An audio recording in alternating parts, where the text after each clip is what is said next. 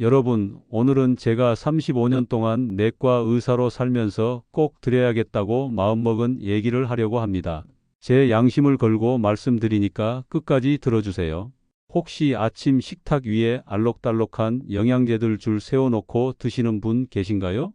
비타민C, 칼슘, 마그네슘, 심지어는 치매 예방에 좋다는 은행잎 추출물까지 마치 안 먹으면 안 되는 필수품처럼 챙기고 계시죠? 저도 외래 진료실에서 그런 환자분들을 수도 없이 만나왔습니다. 봉투째 꺼내 놓으면서 선생님, 이거 다 먹으면 건강해지겠죠? 라고 묻는 모습이 아직도 생생해요. 그런데요, 제가 정말 솔직히 말씀드리면 그 알약들 중 절반 이상은 필요 없거나 오히려 건강을 해칠 수 있습니다.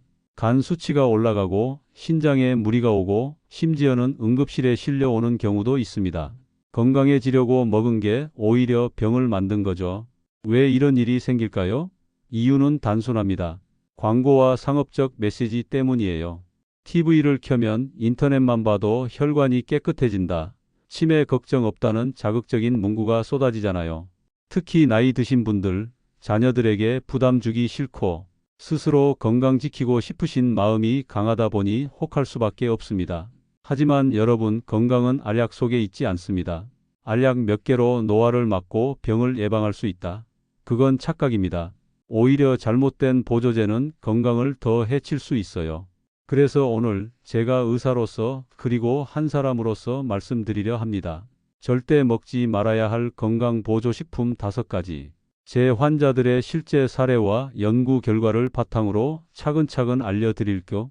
이 영상을 끝까지 보신다면 불필요한 보조제에 돈과 시간을 낭비하지 않고 몸의 부담도 줄일 수 있을 겁니다. 자, 이제 본격적으로 시작해 보겠습니다. 첫 번째 금지 보조제, 바로 고용량 항산화제 이야기부터 들어가 보시죠. 여러분, 첫 번째로 절대 피하셔야 할 보조제가 있습니다. 바로 고용량 비타민 E와 베타카로틴이에요. 혹시 항산화제라고 들어보셨죠? 활성산소를 없애면 노화를 막고 암도 예방할 수 있다. 이런 말 한 번쯤 들어보셨을 겁니다.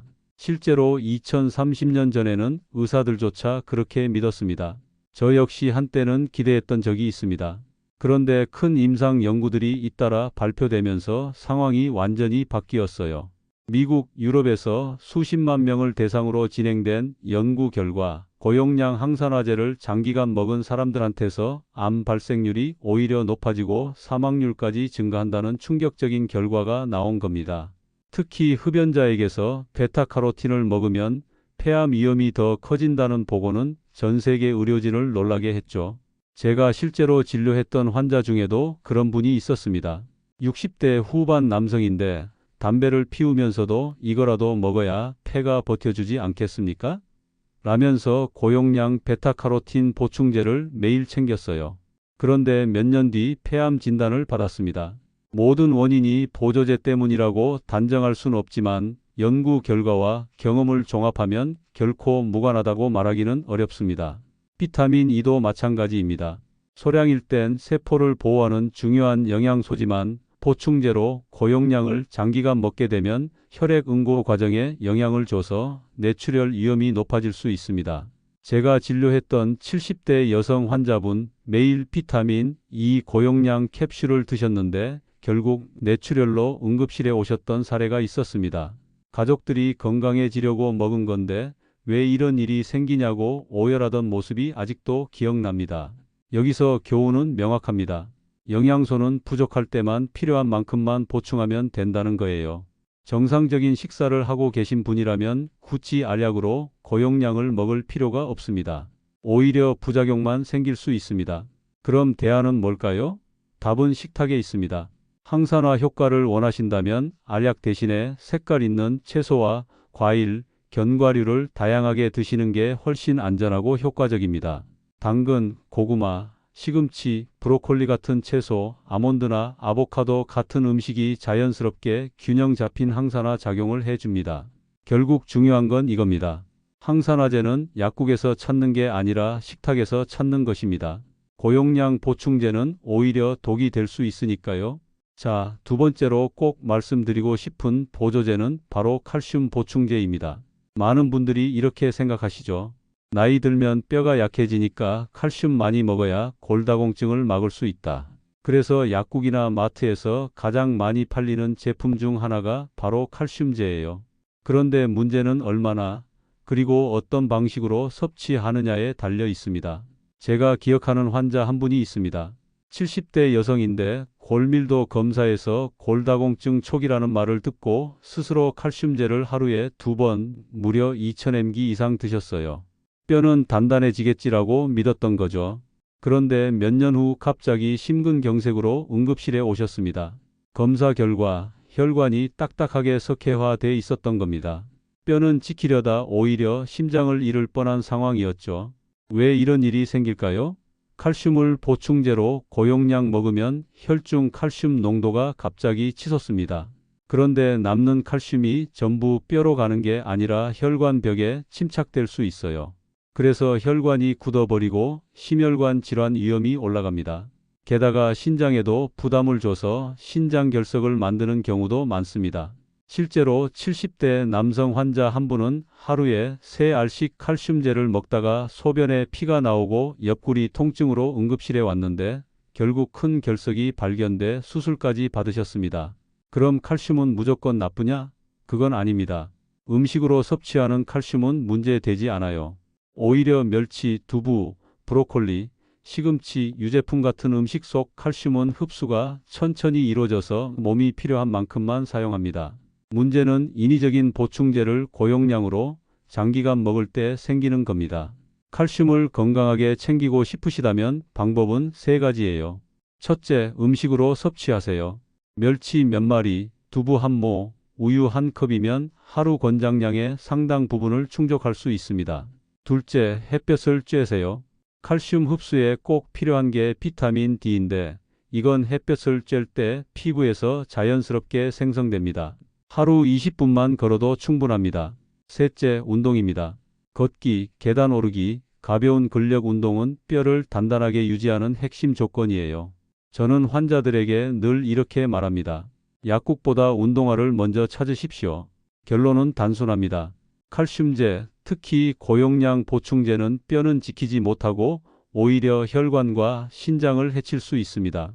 음식, 햇볕, 운동 이 3가지가 진짜 해답입니다. 여러분, 3번째로 꼭 말씀드려야 할 보조제가 있습니다. 바로 은행잎 추출물, 흔히 진코라고 불리는 건강식품이에요. 광고에서 많이 보셨을 겁니다. 기억력이 좋아진다. 치매 예방에 탁월하다. 혈액순환을 개선해 머리가 맑아진다. 솔직히 이런 문구 들으면 누구라도 혹할 수밖에 없죠.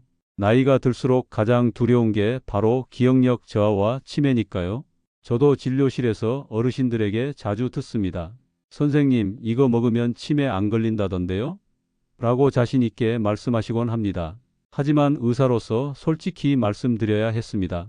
효과는 생각보다 크지 않고 위험성은 과소평가돼 있다는 겁니다.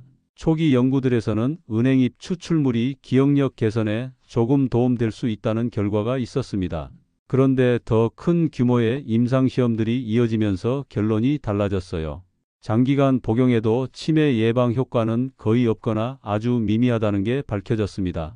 미국 국립보건원에서 주도한 대규모 연구, 무려 3,000명 넘는 노인을 대상으로 6년간 추적했는데요. 결과는 치매 발생률에 아무 차이도 없었다는 겁니다. 그런데 문제는 효과가 없는데 그치지 않습니다. 은행잎 추출물에는 혈소판 기능을 억제하는 성분이 들어있어요. 쉽게 말해 피가 잘 멈추지 않게 만든다는 거죠. 그래서 아스피린이나 항응고제를 복용 중인 분들이 은행잎 보조제를 함께 먹으면 출혈 위험이 크게 증가할 수 있습니다. 제가 실제로 본 환자 사례가 있습니다. 70대 남성분이 은행잎 추출물을 꾸준히 드셨는데 집에서 가볍게 넘어져 머리를 부딪힌 게 문제가 됐습니다. 작은 사고였는데 피가 멈추지 않아 결국 큰 뇌출혈로 발전했고 수술까지 받으셔야 했습니다. 또 한 여성 환자는 단순히 치과 발치 시술을 받다가 출혈이 멎지 않아 고생을 하셨는데 이유를 찾아보니 매일 드시던 은행잎 보조제가 원인이었죠. 여러분, 치매 예방은 알약 하나로 해결할 수 있는 문제가 아닙니다. 오히려 잘못된 보조제가 불필요한 위험을 만들 수 있습니다. 그럼 대안은 뭘까요? 의학적으로 검증된 생활 습관이 훨씬 강력합니다. 첫째, 규칙적인 운동은 뇌혈류를 개선하고 인지 기능 저하를 늦춥니다. 둘째, 두뇌 활동이에요. 신문을 소리 내어 읽거나 퍼즐, 새로운 악기 배우기 등이 뇌의 신경망을 강화합니다. 셋째, 사회적 교류입니다. 친구, 가족과 대화하고 모임에 나가서 웃고 이야기하는 게 치매 예방에 가장 강력한 약이라는 사실 아십니까? 마지막으로 지중해식 식단 같은 검증된 식습관이 뇌 건강에 탁월한 효과를 줍니다. 결론은 명확합니다. 은행잎 추출물은 기적의 열쇠가 아닙니다.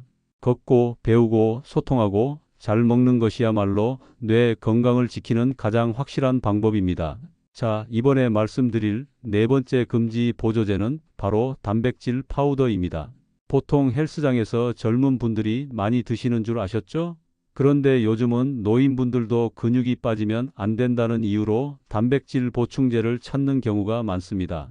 TV나 인터넷에서 노인도 매일 단백질 보충제를 마셔야 한다는 광고가 끊임없이 나오니까요.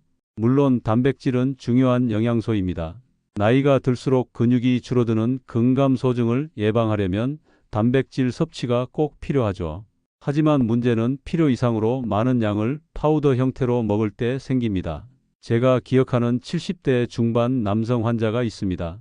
건강 프로그램을 보고 하루에 2번씩 단백질 쉐이크를 챙겨 드셨어요. 근육이 더 생기고 건강해질 거라 믿은 거죠. 그런데 몇 달 지나지 않아 피로와 구토 증상이 심해졌고 검사 결과 신장 기능이 급격히 악화돼 있었습니다. 결국 원인은 단백질 파우더 과다 섭취였어요. 이유가 뭘까요? 신장은 단백질 대사 과정에서 나오는 노폐물을 걸러내는 기관입니다. 그런데 단백질이 과잉되면 신장에 엄청난 부담이 걸리죠. 특히 고혈압, 당뇨, 신장 기능이 약한 분들은 이런 부담이 치명적으로 작용할 수 있습니다. 게다가 단백질 파우더는 단백질만 들어있는 게 아닙니다. 인공 감미료, 각종 첨가물, 심지어 중금속 오염 사례까지 보고된 적이 있어요.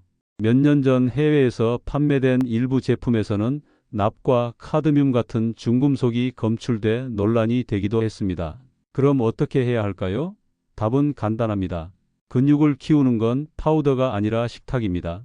달걀, 두부, 콩, 생선, 살코기 같은 자연식 단백질이 훨씬 안전하고 균형 잡힌 방법이에요.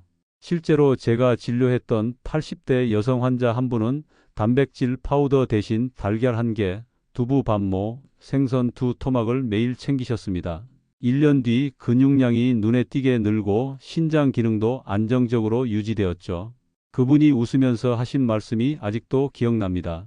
선생님, 이제는 알약보다 반찬이 더 믿음직스러워요. 여러분, 단백질은 분명 필요합니다. 하지만 고용량 파우더 보충제는 필요하지 않습니다. 특히 노년층에게는 오히려 신장을 해칠 수 있어요. 근육과 건강을 지키고 싶으시다면 식탁에서 음식을 고르십시오. 그것이 가장 안전하고 효과적인 방법입니다. 마지막으로 말씀드릴 5번째 금지 보조제는 바로 종합 영양제 패키지입니다. 요즘 홈쇼핑이나 인터넷에서 흔히 보시죠. 하루 한 팩에 알약이 10개, 12개 들어있어서 이거 하나면 모든 영양이 완벽하게 채워집니다. 라는 광고. 편리해 보이고 든든해 보이니까 혹할 수밖에 없습니다. 그런데 여러분, 바로 이 편리함이 큰 함정입니다. 실제로 많은 환자들이 아침마다 이 패키지를 삼키면서 이제 부족한 영양은 없겠지라고 생각합니다. 하지만 검사 결과를 보면 오히려 간 수치가 비정상적으로 올라가 있거나 약물과 충돌해서 문제가 생기는 경우가 많아요. 실제 사례를 말씀드릴까? 60대 중반 여성 환자분이 있었습니다. 피로를 해결해 보겠다며 매일 12알이 들어있는 패키지를 복용했어요. 그런데 몇 달 뒤 간 수치가 급격히 올라갔습니다. 원인을 찾아보니 그 안에 들어있던 고용량 비타민과 허브 성분들이 간에 부담을 주고 있었던 겁니다. 또 한 70대 남성 환자는 혈압약, 당뇨약을 꾸준히 복용 중이었는데 건강을 위해 종합 영양제 패키지를 추가했습니다. 그런데 그 속에 은행잎 추출물, 오메가3, 마늘 성분까지 들어 있었어요. 문제는 이 성분들이 모두 혈액을 묽게 만드는 효과를 갖고 있다는 거죠. 결국 작은 잇몸 출혈이 머지않아 치과 치료조차 힘들어지는 상황까지 갔습니다. 여러분, 여기서 중요한 사실은 이겁니다. 영양제는 알약이 아니라 음식에서 얻는 것이 기본이라는 거예요. 종합 영양제 패키지를 먹는다고 건강이 보장되지 않습니다. 오히려 몸이 감당하지 못하는 성분들이 한꺼번에 들어와 간, 신장, 위장에 부담을 줄 수 있습니다. 그렇다면 어떻게 해야 할까요? 방법은 간단합니다. 첫째, 광고 문구에 속지 마십시오. 한 번에 다 해결된다는 건 상업적 유혹일 뿐입니다. 둘째, 맞춤형으로 선택하세요. 특정 영양소가 부족하다는 확실한 근거가 있을 때만 필요한 성분을 의사와 상의 후 보충하는 게 원칙입니다. 예를 들어 골다공증 위험이 있다면 칼슘과 비타민 D, 채소 섭취가 부족하다면 비타민 C 정도면 충분합니다. 셋째, 나머지는 음식과 생활 습관으로 채우면 됩니다. 대부분의 영양은 충분히 자연식으로 보완할 수 있어요. 결론은 단순합니다. 종합 영양제 패키지라는 이름에 안심하지 마시고 나에게 꼭 필요한 것만 최소한으로 선택하는 것이 현명한 길입니다. 여러분, 지금까지 절대 먹지 말아야 할 5가지 보조제에 대해 말씀드렸습니다. 고용량 비타민 E와 베타카로틴, 칼슘 보충제의 과다 섭취, 은행잎 추출물, 단백질 파우더, 그리고 종합 영양제 패키지. 이름만 들어도 많이들 드시고 계실 겁니다. 그런데 분명히 아셔야 할 게 있습니다. 건강은 알약 속에 들어있지 않다는 겁니다. 제가 35년 동안 수많은 환자를 진료하면서 깨달은 사실은 단순합니다. 사람을 살리는 건 약국에서 파는 알약이 아니라 식탁, 햇볕, 운동, 그리고 생활 습관이에요. 환자분들께 늘 이렇게 말씀드립니다. 영양제를 고르기 전에 식탁을 먼저 고르십시오. 약국에 가기 전에 운동화를 먼저 신으십시오. 음식은 최고의 약입니다. 색깔 있는 채소와 과일, 생선과 두부, 견과류 같은 자연식은 우리 몸이 필요로 하는 영양소를 균형 있게 제공합니다. 햇볕은 최고의 비타민 D 공급원이고 규칙적인 걷기나 가벼운 근력 운동은 뼈와 근육을 지켜줍니다. 또 하나 중요한 게 있습니다. 웃음과 관계입니다. 가족이나 친구와 대화하고 웃고 함께 시간을 보내는 것이 노후 건강에 엄청난 힘을 줍니다. 연구에서도 사회적 관계가 활발한 노인의 치매 위험이 크게 줄어든다고 확인됐습니다. 여러분, 광고는 이렇게 말합니다. 이 알약만 먹으면 젊어진다, 병을 예방한다. 하지만 과학은 냉정합니다. 잘못된 보조제는 오히려 건강을 해칠 수 있고 결국 지갑만 가볍게 만들 뿐입니다. 진짜 건강은 우리가 매일 선택하는 작은 생활 습관 속에 있습니다. 그러니 이제는 보조제에 의존하기보다 자연으로 돌아가시기 바랍니다. 음식으로 영양을 채우고 햇볕을 받고 하루 30분만이라도 걸으세요. 그리고 사랑하는 사람들과 웃으면서 지내는 것, 그것이 제가 드릴 수 있는 가장 확실한 건강 비결입니다. 여러분, 오늘 제 이야기가 도움이 되셨다면 구독과 좋아요 눌러주시고 주변 분들과 꼭 공유해 주세요. 누군가의 건강을 지켜주는 작은 씨앗이 될 수 있습니다. 그리고 댓글에 여러분의 경험도 남겨주세요. 내가 먹어봤더니 필요 없었던 보조제나 이 습관이 나에겐 효과 있었다는 경험담이 또 다른 누군가에게 큰 힘이 될 수 있습니다. 건강은 멀리 있는 게 아닙니다. 바로 여러분의 식탁과 일상에 있습니다. 저는 다음 영상에서 또 다른 양심 고백으로 찾아뵙겠습니다. 건강하십시오.